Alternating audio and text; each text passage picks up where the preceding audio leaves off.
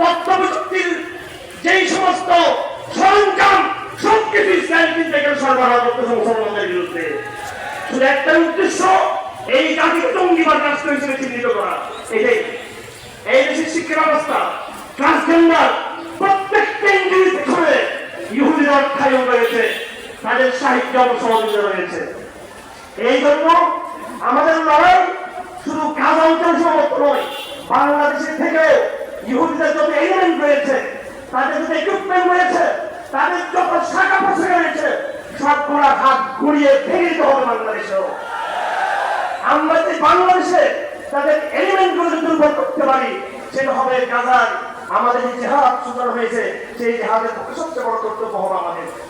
সাথে সাথে আমরা ভাইয়েরা, আমি বাংলাদেশ সরকারের সর্বপ্রথম জনাব গফর সাহেব শিক্ষামন্ত্রী তার দৃষ্টি আকর্ষণ করবো।